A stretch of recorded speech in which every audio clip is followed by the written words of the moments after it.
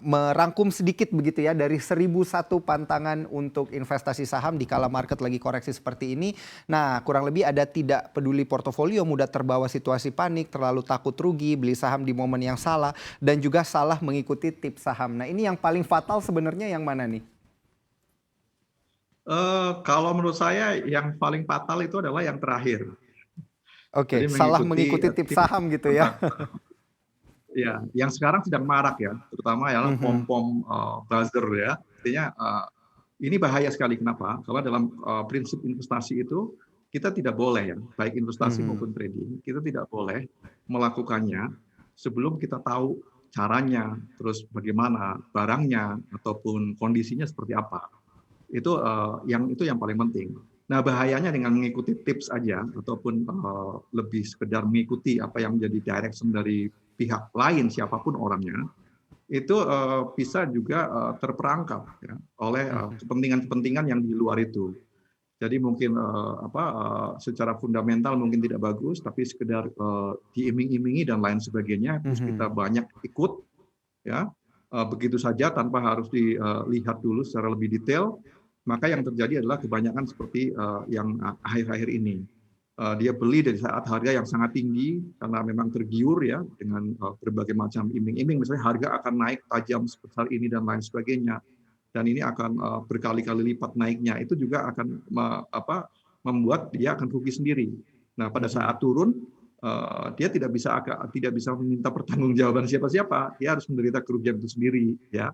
Itu menurut saya yang Mhm. harus dihindari. Jadi tantangannya adalah jangan mengikuti apa adanya, tapi kita mesti belajar dan memahami dengan baik dulu, Baik. terutama profil risikonya.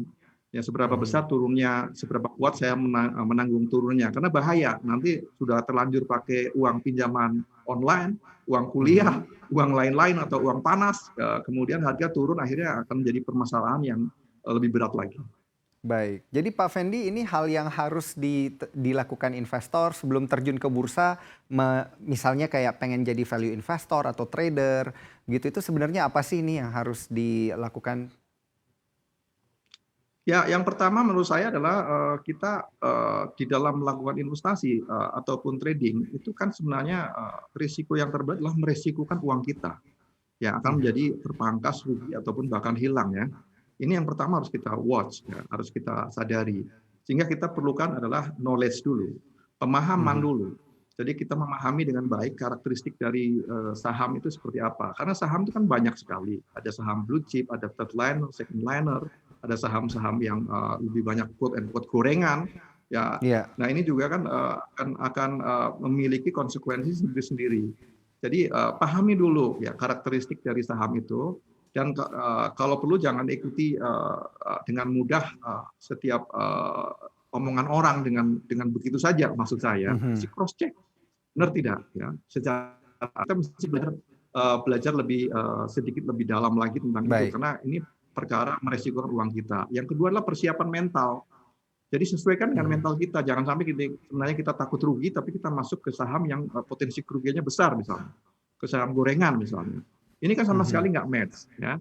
Jadi artinya ketika terjadi risiko kerugian, maka yang akan hancur adalah mental kita. Mental itu kan Baik. mengaruhi macam-macam ya, mengaruhi kesehatan, dan dia akan kapok atau tidak kapok. Tadi kan sudah ada kuesionernya ya, apakah kapok atau tidak, nampaknya sebagian besar belum kapok ya. Artinya apa? Mhm. Ini cukup bagus karena spiritnya masih bisa diedukasi ya, Mhm. untuk melakukan pembelajaran ataupun ditambah knowledge-nya dengan baik sekali. Artinya masih masuk ya dari profil risikonya. Jadi Baik. kerugian tidak mematahkan semangatnya untuk tetap belajar lagi. Baik, Pak Fendi, ini ada pertanyaan yang menarik dari Sobat Cuan terkait dengan short sell dan juga margin. Karena kan kemarin marak terjadi ya margin call akibat menggunakan terlalu banyak margin dan juga limit. Nah ini apakah pemula disarankan begitu untuk menggunakan margin dan juga short sell? Sangat tidak disarankan ya. Mhm. Kenapa demikian? Karena margin ya, ataupun account margin ataupun trading dengan margin ataupun melakukan short selling itu adalah aktivitas-aktivitas yang hanya bisa dilakukan oleh trader-trader yang pro ya. Yang pro itu maksudnya apa? Yang sudah Mhm. memiliki knowledge yang sangat bagus. fundamental, dia sudah memahami. Kemudian secara pergerakan, analisis teknikal, dia kuasai. Kapan saatnya sedang dalam posisi uptrend, kapan saatnya downtrend, kapan saatnya dia akan masuk, kapan saatnya keluar, dia sudah sangat memahami. Ya, kenapa? Karena margin sendiri itu adalah trading ataupun melakukan investasi dengan modal dipinjami hutang ya oleh broker.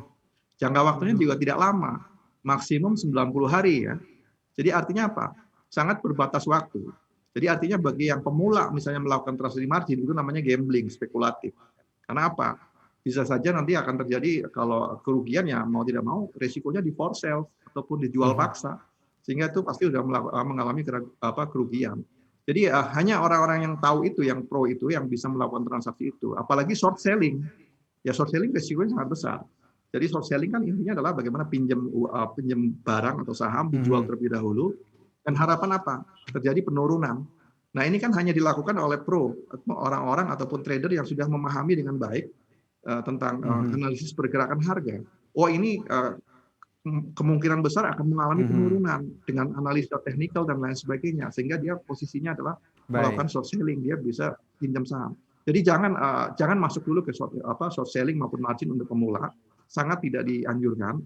Lebih baik Anda masuk justru pada saham-saham yang memiliki fundamental yang sangat bagus dulu dan risikonya juga yang relatif lebih kecil, terutama saham-saham blue chip ya. Nggak apa-apa, kenaikan tidak harus wow, sedikit demi sedikit. Yang penting Anda sudah ada pembelajaran di situ. Itu saran saya untuk para pemula. Jangan lupa untuk install aplikasi CNBC Indonesia di App Store dan juga di Play Store untuk terus mengikuti informasi dan berita terkini terkait ekonomi dan juga bisnis.